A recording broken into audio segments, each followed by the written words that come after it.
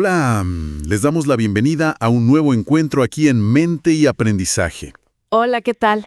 Hoy tenemos sobre la mesa un material que de verdad, da para pensar. Sí, es un texto fuerte. Es un artículo del educador, psicólogo e investigador dominicano Jesús Peñavascas. Se titula El efecto espectador y la indiferencia ante el sufrimiento ajeno. Un título que ya de por sí es una sacudida. Plantea un tema que, bueno, querramos o no, nos toca de cerca a todos en el día a día. Totalmente. De hecho, el autor arranca con una paradoja que a mí me parece brutal. A ver. Estamos en la era de la hiperconexión, ¿no? Vemos en tiempo real lo que pasa al otro lado del mundo. Al instante. Guerras, crisis humanitarias, injusticias, nos llegan al bolsillo, al teléfono. La lógica diría que tanta exposición nos haría más sensibles, más, no sé, más empáticos. Claro, sería lo lógico. Pero lo que el texto sugiere es que está pasando justo lo contrario. Exacto. Que esta avalancha de información, esta exposición constante al dolor ajeno, puede estar generando una especie de caparazón, una insensibilidad colectiva, como la llama. Justo esa es la frase.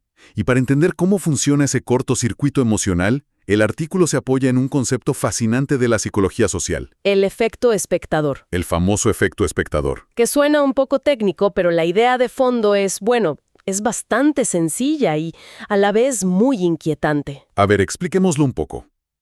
La idea es que, contra toda intuición, cuanta más gente hay presenciando una emergencia, menos probable es que alguien ayude. menos probable es que una persona individualmente decida intervenir.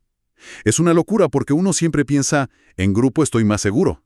Pero aquí el grupo parece que nos paraliza. Y este concepto no es una teoría que salió de un laboratorio de la nada, ¿eh? El texto nos recuerda que tiene un origen trágico. Sí. Un caso real que conmocionó a la sociedad y obligó a los psicólogos a preguntarse qué estaba pasando. Hablamos del asesinato de Kitty Genovese. En Nueva York, en 1964. Exacto. Una historia que, de verdad, pone los pelos de punta. A esta mujer la atacaron en plena calle, de noche, durante más de media hora. Terrible. Y lo más terrible no fue solo el ataque en sí, sino lo que pasó después. O mejor dicho, lo que no pasó. La inacción. Los informes decían que decenas de vecinos oyeron sus gritos, vieron algo desde sus ventanas, pero la ayuda efectiva nunca llegó a tiempo. La pregunta que quedó flotando en el aire fue un ¿por qué? Gigante. Un porqué que pesaba toneladas. Y esa fue la pregunta que se hicieron dos psicólogos, John Darley y Viv Latané. Ellos no se quedaron en la indignación. No, y decidieron investigar. Y lo que descubrieron a finales de los 60 cambió nuestra forma de entender el comportamiento humano en grupo. Ok, vamos a desmenuzar eso. ¿Qué es el núcleo de todo? ¿Qué fue lo que encontraron? ¿Por qué nos quedamos congelados? Bueno, lo interesante es que no es una sola razón, sino una combinación de tres potentes frenos psicológicos. A ver, El primero, y quizás el más conocido, es lo que llamaron difusión de la responsabilidad. que suena a que lo haga otro. Exactamente esa es la lógica. Si soy la única testigo, siento el 100% de la presión para actuar. Claro, todo el peso cae sobre ti. Pero si hay otras 30 personas mirando, mi responsabilidad personal se diluye. Pienso, seguro alguien ya llamó a la policía, o alguien que sepa más que yo se encargará. La responsabilidad se reparte en porciones tan pequeñas que al final nadie siente que le toca. Es como una deuda que se divide entre tantos que cada uno piensa que su parte es mínima y no importa si no la paga. Y al final nadie paga. Precisamente. Y esa inacción se refuerza con el segundo factor, la ignorancia pluralista. ¿Eso qué es exactamente? Este es un poco más sutil, pero igual de poderoso. En una situación ambigua, como puede ser una emergencia, no sabemos bien cómo actuar. Y buscamos pistas. Instintivamente buscamos pistas en los demás. Miramos a los lados a ver qué cara pone el resto de la gente. Justo eso. Y si vemos que nadie a nuestro alrededor parece alarmado, que la gente sigue caminando o simplemente mira con curiosidad pero sin actuar, nuestra mente concluye. Bueno, pues no debe ser para tanto. Exacto. Si fuera una emergencia de verdad, alguien ya estaría haciendo algo. Y se crea un círculo vicioso de parálisis. Tremendo. Es que yo no actúo porque veo que tú no actúas, y tú no actúas porque ves que yo tampoco lo hago. Todos esperando una señal que nadie se atreve a dar. Es un bloqueo colectivo. Y a eso se le suma el tercer elemento, el temor al juicio social. el miedo a hacer el ridículo. El pánico a equivocarse. Hacer el que se lanza a ayudar y que al final no fuera nada. ¿Y si es una discusión de pareja y no un ataque? ¿Y si la persona no quiere ayuda? ¿Y si hago algo mal y lo empeoro? Sí, ese miedo a quedar expuesto. A ser juzgado por los demás puede ser un freno potentísimo. Es increíble, pero a veces el miedo a la vergüenza social puede más que el impulso de ayudar. Entiende perfectamente el efecto en la calle con el caso de Genovese. Pero lo que me parece más potente del artículo de Peña Vázquez es que no se queda ahí. Da un salto. Da un salto y nos pregunta, ¿y qué pasa cuando somos espectadores, pero desde la comodidad de nuestro sofá, a través de una pantalla? ¿Funciona igual? Ahí es donde el análisis se vuelve profundamente actual. El autor utiliza el efecto espectador como una metáfora del comportamiento contemporáneo. Ya no es solo la emergencia en la esquina. No, ya no. Ahora es nuestra reacción ante las grandes crisis que vemos en las noticias o en las redes sociales. Pero a ver, ¿es realmente el mismo fenómeno?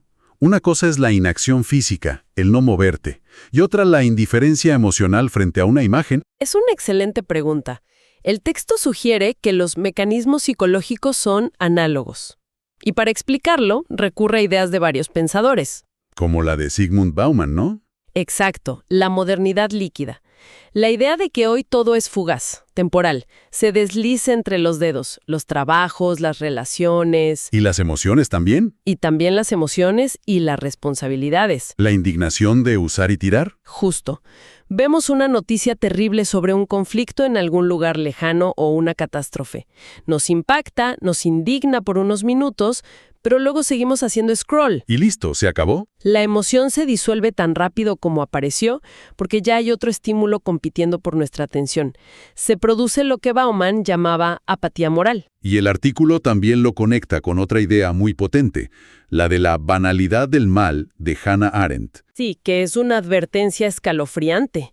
Arendt, observando a los burócratas nazis, se dio cuenta de que muchos no eran monstruos sádicos. Eran gente normal. Eran gente común y corriente que simplemente había dejado de pensar, de cuestionar, se limitaban a cumplir órdenes.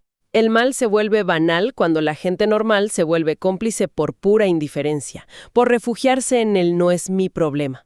Nos convertimos en espectadores pasivos de injusticias enormes. ¿Así es? Y toda esta sobreexposición al sufrimiento tiene un costo psicológico, ¿cierto? El texto habla de la fatiga por compasión. Es un concepto clave, es un mecanismo de autodefensa. Imagina tu cerebro bombardeado cada día con imágenes de dolor. ¿No se puede aguantar? Llega un punto en que, para no colapsar, para no vivir en un estado de angustia permanente, simplemente se desconecta. Baja el volumen emocional. Como un fusible que salta para proteger el sistema. Es una gran analogía. El problema es que, cuando ese fusible salta, nos desconectamos no solo del dolor lejano, sino también del cercano. Se va erosionando nuestra capacidad de empatía. Queda claro que no es solo un fallo de carácter individual, es que la gente es mala. Para nada. El artículo argumenta que hay algo en nuestra cultura, en nuestra educación, que alimenta esta indiferencia. Así es.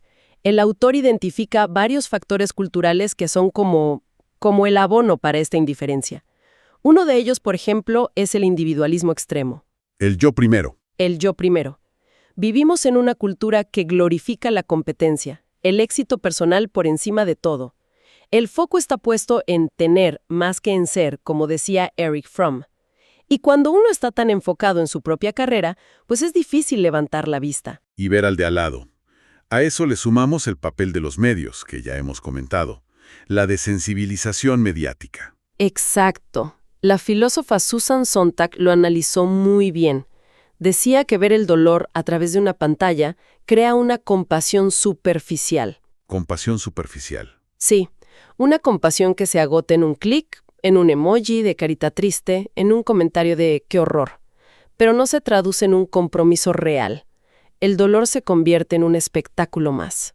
Es que la foto de una zona de guerra compite por nuestra atención con el video de un gatito. Es una dinámica perversa para nuestra capacidad de empatía. Totalmente. Y un tercer factor, que me parece crucial, es la falta de formación ética y emocional en nuestra educación.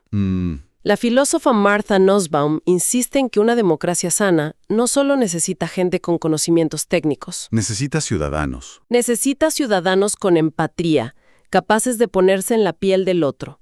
Y muchas veces el sistema educativo se enfoca tanto en lo cognitivo que se olvida de cultivar la sensibilidad, el carácter, la inteligencia emocional. Bueno, el panorama que pintamos es bastante sombrío.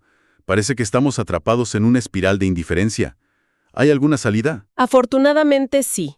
El texto nos ofrece alguna esperanza. Menos mal. Y la respuesta no viene de la tecnología ni de la política, sino de la filosofía y la ética. El artículo propone que la salida es una recuperación consciente de la responsabilidad moral por el otro. ¿Y cómo se hace eso? Suena un poco abstracto. El texto lo aterriza con dos ideas muy potentes.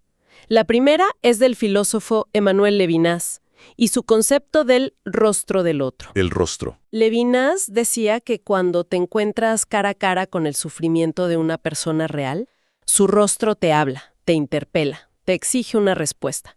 Ya no es una idea abstracta como la pobreza. Es una persona. Es una persona concreta, con nombre, con historia, que te mira. Ese encuentro personal rompe la indiferencia. Te hace responsable, quieras o no. Ya no puedes mirar para otro lado. Exacto. Y la segunda idea es la ética del cuidado, de la psicóloga Carol Gilligan. ¿En qué consiste? Ella propone que la moralidad no se basa tanto en seguir reglas universales y abstractas, sino en la capacidad de sentir empatía, de prestar atención y de responder a las necesidades concretas de las personas que nos rodean. Es una ética de la conexión. Y para ilustrar esto, el artículo usa una de las historias más conocidas del mundo. La parábola del buen samaritano, Claro. que es el ejemplo perfecto de todo lo que estamos hablando. El sacerdote y el levita que pasan de largo. Son los espectadores por excelencia. Lo ven, pero siguen. Lo ven, pero probablemente piensan, alguien más se encargará, o si me meto en esto me busco un lío. Difusión de la responsabilidad y temor al juicio social. Los dos factores en acción. Y siguen su camino. Y tiene que llegar el samaritano, que en esa cultura era visto como un extranjero, casi un enemigo, para romper el ciclo. Él es el que rompe el efecto espectador. No se pregunta si es su problema o no. Simplemente ve a un ser humano sufriendo, siente compasión y, lo más importante, Actúa. actúa. Lo cura, lo cuida, se hace cargo.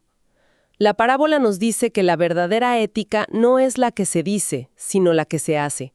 Es compasión en acción. Y el texto insiste en que fomentar esa compasión activa debería ser una misión central de la educación. Por supuesto. Cita al gran pedagogo Paulo Freire, que decía, la educación no cambia el mundo, cambia a las personas que van a cambiar el mundo. Qué buena frase. La idea es que las universidades, sobre todo, tienen la responsabilidad no solo de formar buenos profesionales, sino también ciudadanos comprometidos. Y el artículo menciona que esto es aún más urgente en contextos de gran desigualdad social, como el de República Dominicana. Ok, y para traerlo de nuevo a nuestro presente, a lo digital, el artículo cierra con una reflexión sobre esto. Lo que decíamos antes, millones de testigos en redes sociales, pero la acción real parece cosa de una minoría. Es la versión 2.0 del efecto espectador. El texto lo llama pasividad digital. Pasividad digital. Es una forma de indiferencia muy sofisticada. Creemos que estamos haciendo algo porque compartimos una publicación o firmamos una petición online. Un activismo de clic. Exacto. Un activismo de clic que calma nuestra conciencia, pero que a menudo no cambia la realidad. Y hay un peligro añadido, ¿no? El texto menciona a Shoshana Zuboff y su concepto del capitalismo de la vigilancia. Sí, es una advertencia final muy seria. Zuboff nos dice que la economía digital está diseñada para capturar nuestra atención y manipular nuestras emociones con fines comerciales. Nos quieren pegados a la pantalla. Pegados a la pantalla, reaccionando, pero no necesariamente reflexionando. Y eso, argumenta el texto, puede atrofiar aún más nuestra capacidad de empatía real. Bien, estamos llegando al final. Si tuvieras que destilar la idea central de este análisis de Jesús Peñavascas, ¿cuál sería? Pues creo que lo fascinante aquí es que el efecto espectador ha dejado de ser solo un curioso fenómeno psicológico para convertirse en un espejo de nuestra sociedad. Un espejo un poco incómodo. Muy incómodo. Una sociedad que, estando más conectada tecnológicamente que nunca, corre el riesgo de estar profundamente desconectada a nivel humano. Es una crisis de empatía. Pero, y esto es importante, el texto nos deja un mensaje claro. No es un destino inevitable. Exacto. La conclusión del autor es, en el fondo, un llamado a la acción. Dice que para superar la indiferencia necesitamos reeducar la mirada. Me encanta esa idea. Volver a aprender a mirar al otro, a conmovernos y a sentir que su problema también es nuestro. Y cierra con una frase de Lévinas que es demoledora. Solo somos verdaderamente humanos cuando respondemos al dolor ajeno. Es muy potente. El mundo, nos recuerda el texto, no necesita más espectadores. Necesita gente dispuesta a mirar, sentir y actuar. Un mensaje final muy necesario. Sin duda. Y nos deja una pregunta en el aire para la reflexión. La próxima vez que alguien sea testigo de una pequeña o gran injusticia, sea en la calle o en una pantalla, queda preguntarse, ¿qué pequeño paso se podría dar para romper el ciclo de la indiferencia y pasar de ser espectador a ser actor? Buena pregunta para cerrar. Para quienes nos escuchan, les invitamos a suscribirse a este canal y hacer clic en la campanita para no perderse las reflexiones hechas por Jesús Peña Vázquez. Vale mucho la pena. Pueden encontrar más contenido en nuestra página web, www.menteyaprendizaje.edu.do. Y recuerden buscarnos en Spotify como Mente y Aprendizaje. Gracias por habernos acompañado. Gracias.